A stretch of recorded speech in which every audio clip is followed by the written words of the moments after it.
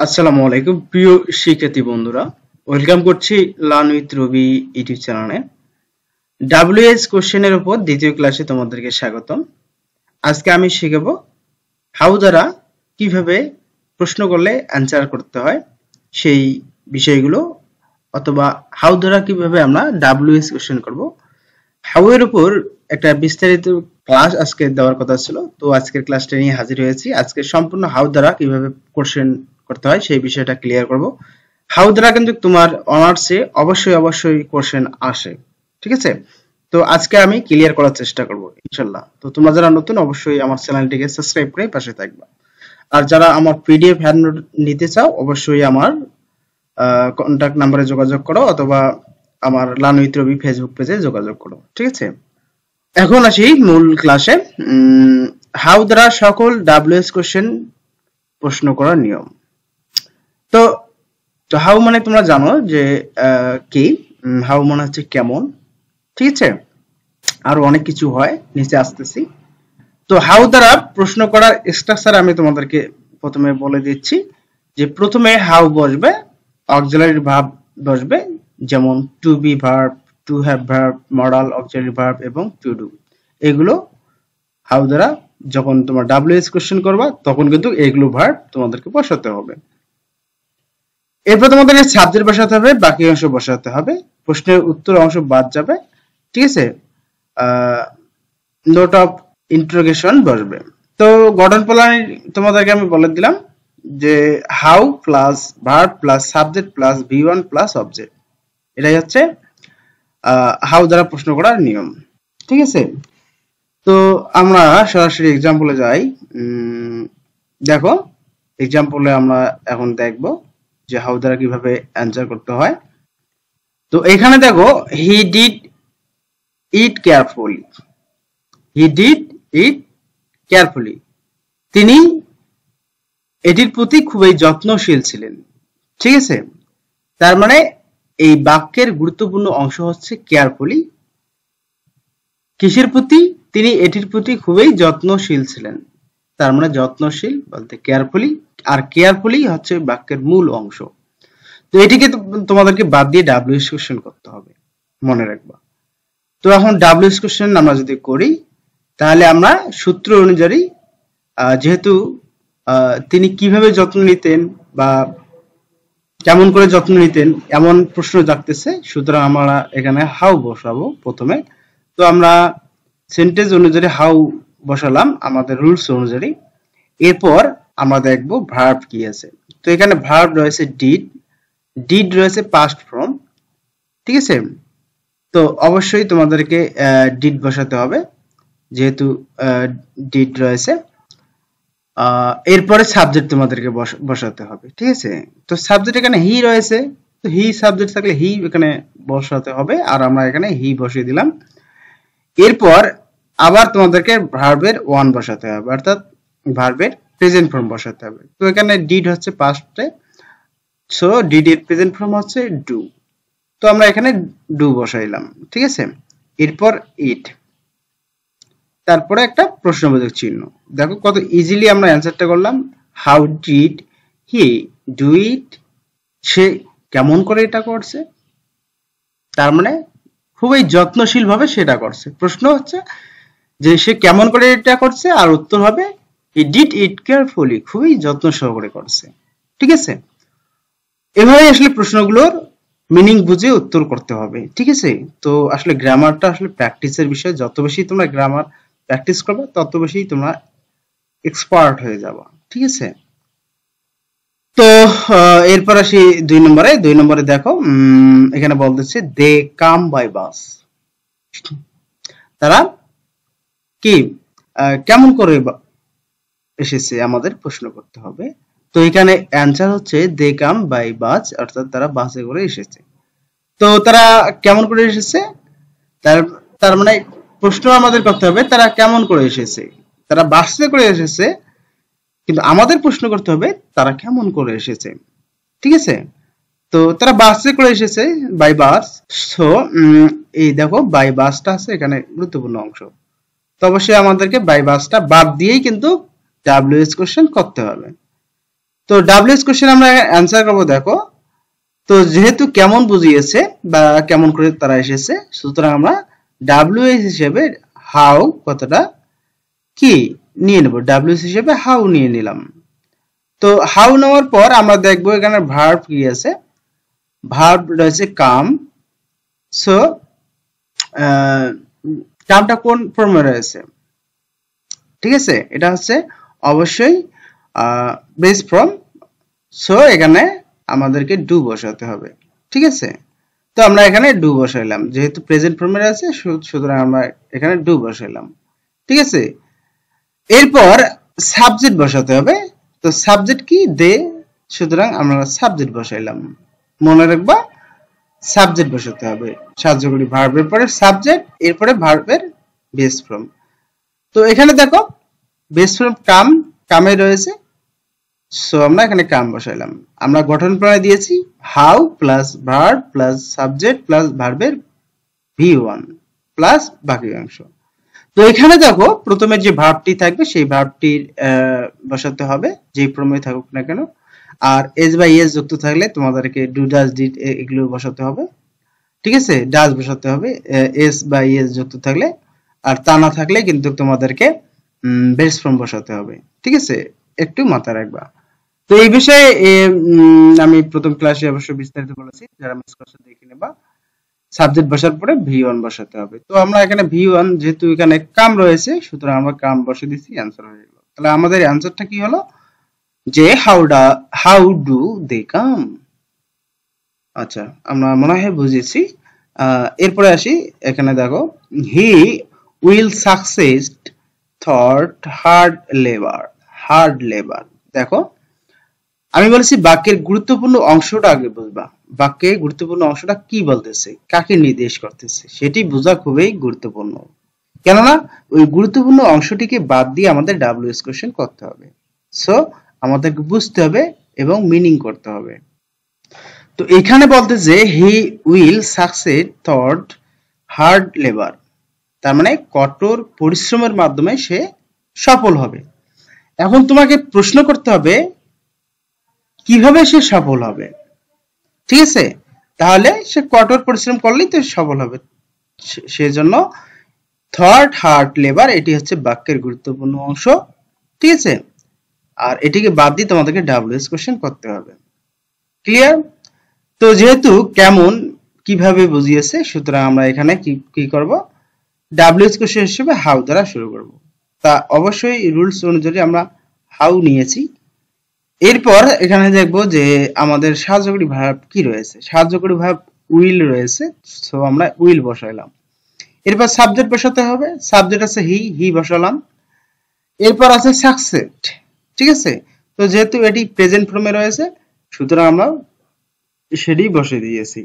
তাহলে আমাদের অ্যান্সার হচ্ছে হাউ উইল হি সাকসেড, ঠিক আছে, সে কিভাবে সফল হবে, ঠিক আছে, এটি হচ্ছে অ্যান্সার। আর অবশ্যই প্রশ্নবোধক চিহ্ন তোমাদেরকে ব্যবহার করতে হবে, ঠিক আছে, মনে রাখবা। আচ্ছা, এরপরে আসো 4 নম্বরে, she is reading attentively, she is reading attentively, সে কি মনোযোগ দিয়ে পড়ছে। এখন তোমাকে প্রশ্ন করতে হবে সে কি করে পড়তেছে, ঠিক আছে, এরকম করে তোমাকে প্রশ্ন করতে হবে। তো কেমন যেহেতু বোঝাচ্ছে, সুতরাং হাউ মাস্ট বি এখানে বসবে। তো আমরা এই জন্য হাউ বসাই দিয়েছি। এরপর দেখবো এখানে ভার্ব কি আছে, ভার্ব আছে ইজ, সুতরাং ইজ এখানে বসবে ডিরেক্টলি। সাবজেক্ট আছে সি বসবে এখানে, ঠিক আছে। এরপর রিডিং, ঠিক আছে, রিডিং কথাটা বসবে, ঠিক আছে। তো রিডিংটা হচ্ছে কি, এটা হচ্ছে কন্টিনিউয়াস রয়েছে, সুতরাং তোমাদেরকে রিডিং এই বসাতে হবে, ঠিক আছে। রিড বসালে হবে না, রিডিং বসাতে হবে। আর এই অ্যাটেন্টিভলি হচ্ছে কি মনোযোগ সহকারে, এটি হচ্ছে বাক্যের গুরুত্বপূর্ণ অংশ, সুতরাং তোমাদেরকে এটিকে বাদ দিয়ে কি WH কোশ্চেন করতে হবে। শেষে প্রশ্নবোধক চিহ্ন দিবা। আর অ্যান্সার হবে হাউ ইজ শি রিডিং, সে কেমন করে পড়ছে, she is reading attentively, সে মনোযোগ সহকারে পড়ছে। বিষয়টা ইজি না? এরকম করে বুঝে বুঝে পড়বে, মজা নিয়ে পড়বে, তাহলে তোমাদের কিন্তু এই ডাব্লিউএস কোশ্চেন কোনো ম্যাটার হবে না। আর আমার পিডিএফ হ্যান্ডআউট তোমরা যারা নিতে চাও, এই পিডিএফ হ্যান্ডআউট থেকেই কিন্তু আমি এগুলো করাচ্ছি, এগুলো পিডিএফ হ্যান্ডআউটে রয়েছে। তোমরা যারা নিতে চাও আমার স্ক্রিনে দেওয়া নাম্বার অথবা হোয়াটসঅ্যাপ করতে পারো, অথবা আমার লার্ন উইথ রবি ফেসবুক পেজে এসে ইনভেস্ট করো। 250 টাকার দাম মাত্র। পিডিএফ হ্যান্ডআউটটি নিবা, প্রত্যেকটি বিষয় এখানে দেওয়া রয়েছে। এরপরে আসো রুলস 2 এ, অর্থাৎ কত দাম বোঝালে প্রথমে হাউ মাচ বসবে। ঠিক আছে, হাউ মাচ দিয়ে কিন্তু তোমাদের কোশ্চেন আসবেই। তো এরকম আসতে পারে যে কত দাম বোঝালে, যেমন হাউ মাচ তার মানে কত দাম। যেমন এখানে এক্সাম্পল আছে, আই বট ইট এট টাকা 50, তার মানে কত টাকা দাম দিয়ে সে কিনলো, তার মানে 50 টাকা, মানে 50 টাকা। তো 50 টাকা কিন্তু এই বাক্যের গুরুত্বপূর্ণ অংশ। ঠিক আছে, তোমাকে প্রশ্ন করতে হবে কত টাকা, সো এটাকে উজ্জ্বল রাখতে হবে, এটিকে তোমাকে প্রশ্ন করতে হবে কত টাকা, তুমি কত টাকা দিয়ে কিনলা বা সে কত টাকা দিয়ে কিনলো, এরকম প্রশ্ন করতে হবে। আই বট ইট এট 50 টাকা। ঠিক আছে, টাকাটা অবশ্য পরে দিলেও হয়, যেমন টিকে টাকাটা পরে দিলেও হয়, সমস্যা নেই, এরকমও আসতে পারে। ঠিক আছে, তো এখন আমরা ডাব্লিউএস কোশ্চেনের অ্যান্সার করব। দেখো, যেহেতু এখানে বুঝিয়েছে কত টাকা, সুতরাং হাউ মাচ, ঠিক আছে, ব্যবহার করতে হবে। মনে রাখবা কত টাকা হলে হাউ মাচ তোমাদেরকে ব্যবহার করতে হবে। ঠিক আছে, তো আমরা হাউ মাচ ব্যবহার করেছি ডাব্লিউএস হিসেবে। এরপর দেখবো এখানে সাহায্যকারী ভার্ব আছে কিনা। সাহায্যকারী ভার্ব নেই, মূল ভার্ব রয়েছে বট, আর এটি হচ্ছে পাস্ট, সুতরাং তোমাদেরকে ডু ডাজ ডিড এর মধ্যে ডিড বসাতে হবে। তো আমরা এখানে ডিড বসালাম। এরপর সাবজেক্ট কি আছে, আই রয়েছে। আর ডাব্লিউএস কোশ্চেনে আই থাকলে অবশ্যই তোমাদেরকে আই কে কনভার্ট করে ইউ পরিণত করতে হয়, আই থাকলে ইউ হয়। ঠিক আছে, এটি আমি বারবার বলে এসেছি, মনে রাখবা। তো আমরা ইউ করলাম। এরপর বাই ইট। ঠিক আছে, বাই ইট কেন বসালাম, বটের প্রেজেন্ট ফর্ম হচ্ছে বাই। ঠিক আছে, মনে রাখবা এই বটের প্রেজেন্ট ফর্ম তোমাদেরকে বসাতে হবে, বটের প্রেজেন্ট ফর্ম হচ্ছে বাই। এরপর বাকি অংশ আছে ইট, আমরা ইট বসিয়ে দিলাম, অ্যান্সার হয়ে গেল how much did you buy it, তুমি এটা কত টাকা দিয়ে কিনলে। ঠিক আছে, এরকম অ্যান্সার হবে। এরপরে আসো 2 নম্বরে। 2 নম্বরে বলতেছে দিস শার্ট উইল কস্ট 2000 টাকা। ঠিক আছে, তোমাকে প্রশ্ন করতে হবে এই শার্টটার মূল্য কত। ঠিক আছে, তো অবশ্যই যেহেতু এখানে বোঝাচ্ছে, সুতরাং হাউ মাচ তোমাদেরকে বোঝাতে হবে, কত দাম বোঝাচ্ছে। ঠিক আছে, তো হাউ মাচ আমরা বরাবর এখানে হাউ মাচ দিয়ে শুরু করলাম। এরপর এখানে দেখবো যে ভার্ব কি আছে, ভার্ব হচ্ছে উইল, যেহেতু এখানে উইল রয়েছে সুতরাং আমাদেরকে উইল বসাতে হবে, মাস্ট বি। এরপর আমরা দেখবো সাবজেক্ট কি আছে, সাবজেক্ট হচ্ছে দিস শার্ট। ঠিক আছে, দিস শার্ট, তো আমরা এখানে দিস শার্ট কথাটা বসিয়ে দিলাম। ঠিক আছে, এরপর আছে কস্ট। ঠিক আছে, এরপর কস্ট বসালে হয়ে যাবে। তাহলে how much will this shirt cost, এই শার্টটার মূল্য কত। ঠিক আছে, এই হচ্ছে ব্যাপার। আচ্ছা, এরপরে আসি রাইস ইজ ব্রিংস সল্ট এট টাকা কি 43 পার কেজি, মানে প্রতি কেজি চালের বাজার মূল্য কি, বা চাল বিক্রি হচ্ছে 43 টাকা দরে। তো তোমাকে প্রশ্ন করতে হবে কত টাকা দরে চাল বিক্রি করা হচ্ছে। ঠিক আছে, সো তোমাদেরকে অবশ্যই হাউ মাচ কথাটা ব্যবহার করতে হবে। ঠিক আছে, তো এখানে তো আমরা হাউ মাচ এর জন্য ব্যবহার করেছি, কত দাম বুঝিয়েছে যেহেতু। এরপর আছে সাহায্যকারী ভার্ব, আমরা দেখবো এখানে আছে কিনা। সাহায্যকারী ভার্ব এখানে ইজ রয়েছে, সরাসরি ইজ আমরা বসিয়ে দিয়েছি। এরপর সাবজেক্ট বসাতে হবে, তো এখানে সাবজেক্ট আছে রাইস।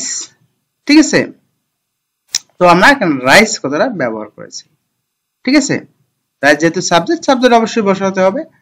এরপর দেখো ব্রিং কথাটা আছে, এই ব্রিং সল্ট কথাটা তোমাদেরকে বসাতে হবে, ব্রিং সল্ট পার কেজি, ঠিক আছে, অথবা ব্রিং সল্ট দিলেই হয়ে যাবে।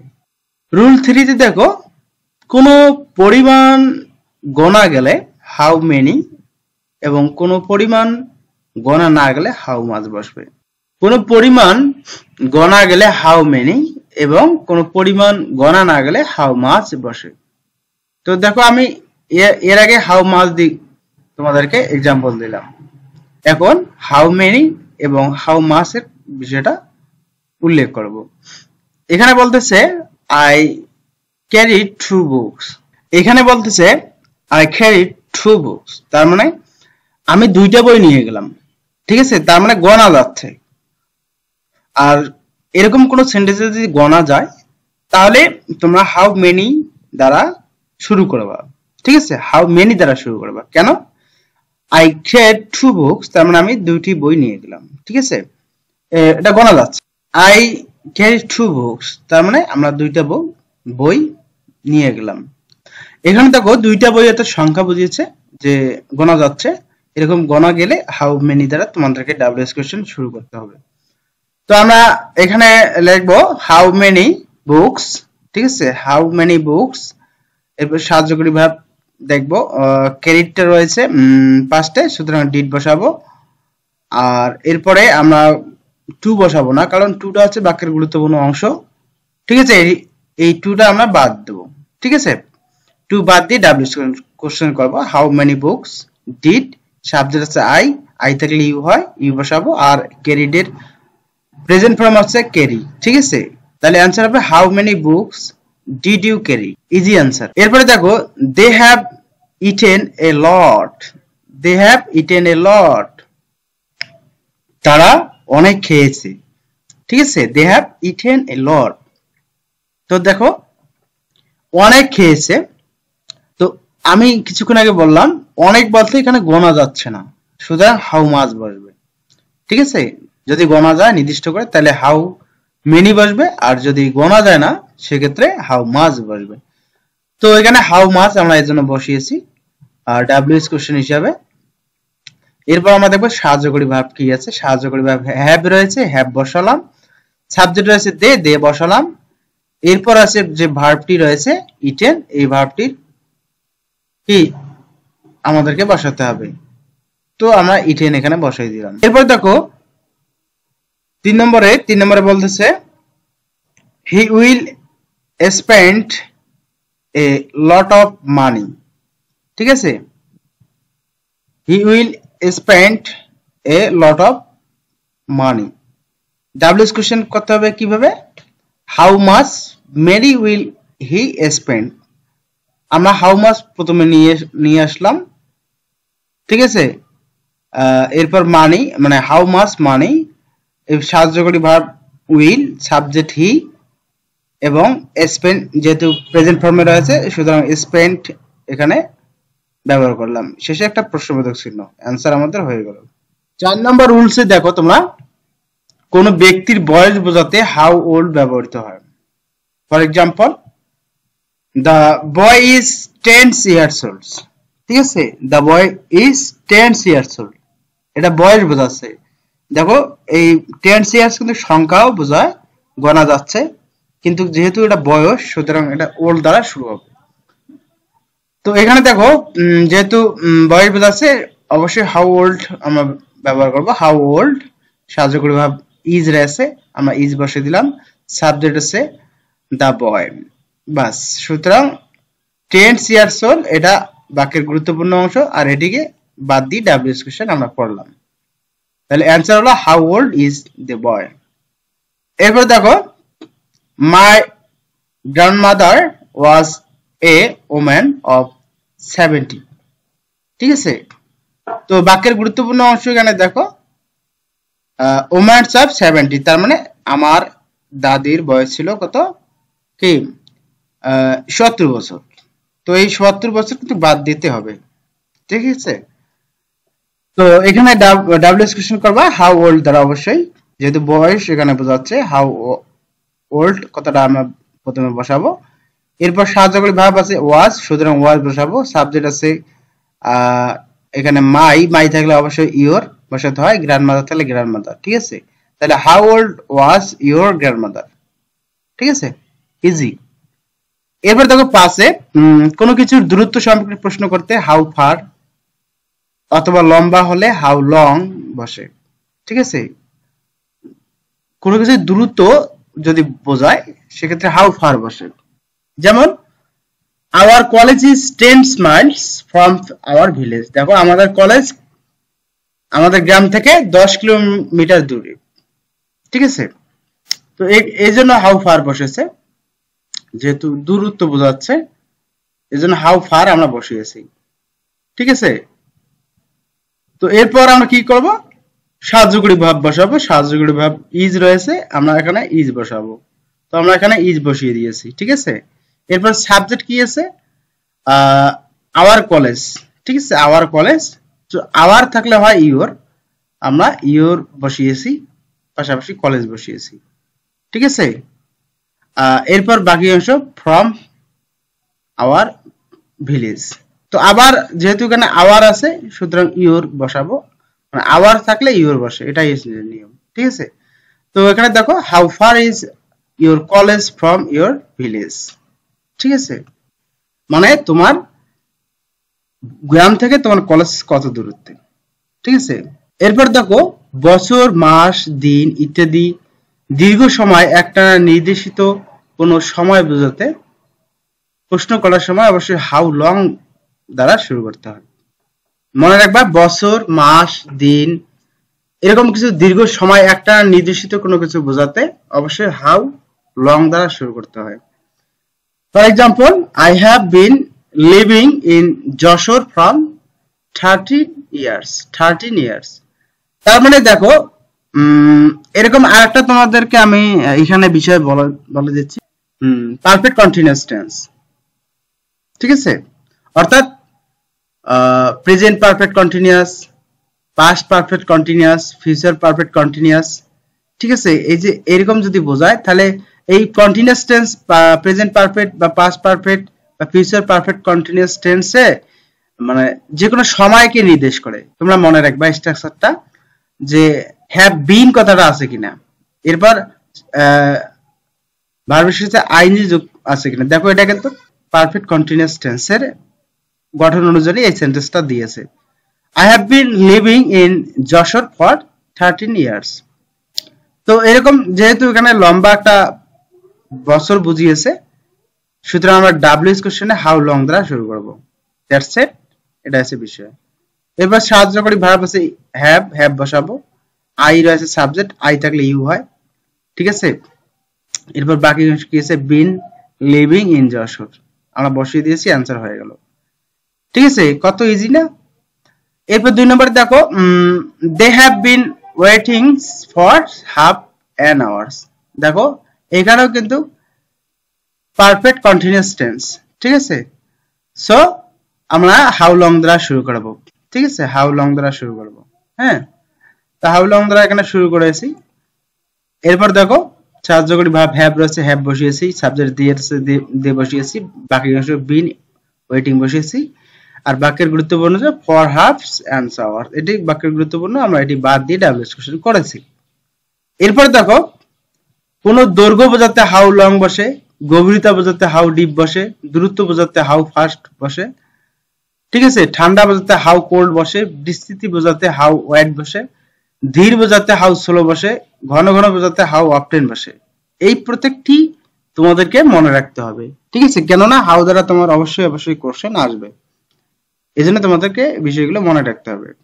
ফর এক্সাম্পল আমি দিচ্ছি, দেখো this Strix is 7 feet long.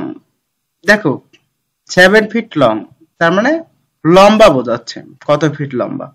So how long দ্বারা শুরু করেছি এই জন্য। ঠিক আছে,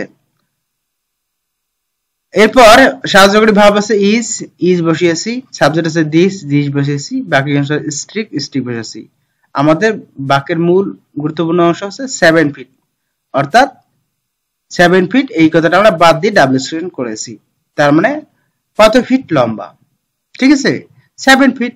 তো 7 ফিট অবশ্যই বাদ দিতে হবে, প্রশ্ন করতে হবে যে কত ফিট লম্বা, ঠিক আছে 7 ফিট। সো 7 ফিট বাদ দিয়ে ডাবল এক্সক্লুশন করতে হয়। এখানে 2 নম্বরে দেখো, the girl writes to her father every week, তার মানে মেয়েটি তার বাবাকে প্রত্যেক সপ্তাহে লেখে বা প্রত্যেক সপ্তাহে চিঠি দেয়। তার মানে দেখো এটা প্রত্যেক সপ্তাহ বলতে ঘন ঘন তার বাবাকে চিঠি দেয়, ঠিক আছে। সো ঘন ঘন যদি হয় এরকম বোঝায় তাহলে অবশ্যই হাউ অফটেন ব্যবহার করতে হয়। সুতরাং আমরা এখানে হাউ অফটেন ব্যবহার করেছি। দেখো হাউ অফটেন দ্বারা আমরা ডাবল এক্সক্লুশন শুরু করলাম। তো এরপর কি করতে হবে, এরপর আমাদের সাহায্যকারী ভার্ব বসাতে হবে। তো এখানে দেখো সাহায্যকারী ভার্ব আছে কিনা, নাই। মূল ভার্ব হচ্ছে রাইটস। তো এখানে কি আছে, রাইটের শেষে ইএস যুক্ত আছে, ইএস যুক্ত আছে বিদায় আমরা এখানে ডাস বসিয়েছি, ঠিক আছে। এবার সাবজেক্ট আছে দাগাল, সাবজেক্ট আমরা দাগাল বসিয়েছি। এরপর এই যে ভার্বটি রয়েছে এই ভার্বটি প্রেজেন্ট ফর্ম আছে রাইট, রাইট বসিয়েছি। এরপর টু হার ফাদার বাকি অংশ বসিয়েছি, আমাদের অ্যানসার হয়ে গেল। তার মানে বাক্যের গুরুত্বপূর্ণ এভরি উইক আমরা এখানে বাদ দেব, ঠিক আছে। এভরি বাক্যের গুরুত্বপূর্ণ অংশ এভরি উইক আমরা বাদ দিয়ে ডাবল এক্সক্লুশন করলাম, যাতে প্রশ্ন করলে আমরা মানে অ্যানসারের ক্ষেত্রে এভরি উইক পাই, মানে প্রত্যেক সপ্তাহে আসে, ঠিক আছে। আচ্ছা এরপরে আসি, এরপরে দেখো 3 number, the car runs 70 kilometre পার হাওয়ার, ঠিক আছে। তার মানে এখানে বাক্যের গুরুত্বপূর্ণ হচ্ছে 70 কিলোমিটার, মানে এই গাড়িটি কি ঘন্টায় কি 70 কিলোমিটার বেগে চলে। তো অবশ্যই এরকম যদি স্পিডে চলে তাহলে হাউ ফাস্ট কথাটা তোমাদেরকে বসাতে হবে, হাউ ফাস্ট। তো এই জন্য আমরা ডাবল কোশ্চেন হিসাবে হাউ ফাস্ট ব্যবহার করেছি। দেখো এরপর হচ্ছে সাহায্যকারী ভাব, দেখো কি আছে সাহায্যকারী ভাব নেই। তো সাহায্যকারী ভাব নেই দেখলে এখানে রানস আছে। দেখো রানসটা কি আছে, রান এর শেষে এস যুক্ত আছে, আর এস যুক্ত থাকলে আমরা ডাস বসাবো। তো আমরা ডাস বসালাম, এরপর সাবজেক্ট ডাকার, এরপর এই রানের মূল প্রেজেন্ট ফর্ম বসাবো রান, এরপর কি পার আওয়ার্স, এই কথাটা আমরা বাদ দেব, ঠিক আছে। তো আমরা পার আওয়ার্স কথাটা বসালাম, ঠিক আছে। আচ্ছা অবশ্যই বাক্যের গুরুত্বপূর্ণ অংশ বাদ দিয়ে তোমাদেরকে ডাবল এক্সক্লুশন করতে হয়। এরপর দেখো 7 নম্বর রুলসে শারীরিক কুশলদি সম্পর্কে জানতে হাউ ব্যবহৃত হয়। শারীরিক কুশলদি কেমন, তোমার সাথে আমার দেখা হলো, আমি বললাম হাউ আর ইউ, তুমি কেমন আছো, সে বললো ফাইন থ্যাঙ্কস ইউ, ঠিক আছে। তো এখানে দেখো আমি বললাম আই এম ফাইন, এখন তোমাকে ডাবল এক্সক্লুশন করতে হবে, কিভাবে করবা। তো দেখো আই এম ফাইন মানে কেমন বা এরকম বোঝাচ্ছে না, তো অবশ্যই কেমন তাহলে হাউ ব্যবহার করতে আমরা হাউ ব্যবহার করেছি। এরপরে এম থাকলে আর বসাতে হয়, আই থাকলে ইউ বসাতে হয়, একে just common. Fine thank you, fine thank you, ওই হাউ আর ইউ, এইগুলো তো তোমরা জানো, নতুন করে আর শেখার কিছু নেই। আর পিডিএফ হ্যান্ডআউটে কিন্তু সবগুলো আমার কিন্তু এগুলো সেট করা রয়েছে, তোমরা যারা 250 টাকা দিয়ে পিডিএফ হ্যান্ডআউটটি নিবা আরো সব বিষয়গুলো তোমরা পাবা এখানে, ঠিক আছে। এক কথা 100% পাস মার্ক তোলার জন্য ফুল প্যাকেজ আমার পিডিএফ এ রয়েছে, আর আমার সাজেশন, আমার ফ্রি গাইডলাইন তো অল টাইম পাবা, ঠিক আছে, যারা আমার পিডিএফ হ্যান্ডআউট নিবা। আচ্ছা এগুলো আর কি তোমরা প্র্যাকটিস করবে। তোমাদের এখানে 10টি एग्जांपल দিয়ে দিলাম, 10টি প্র্যাকটিস করার জন্য। তোমরা অবশ্যই প্র্যাকটিস করে কমেন্টস করে জানিয়ে দিবা, আমি নেক্সট ক্লাসে তোমাদেরকে এগুলো সমাধান করে দেব ইনশাআল্লাহ।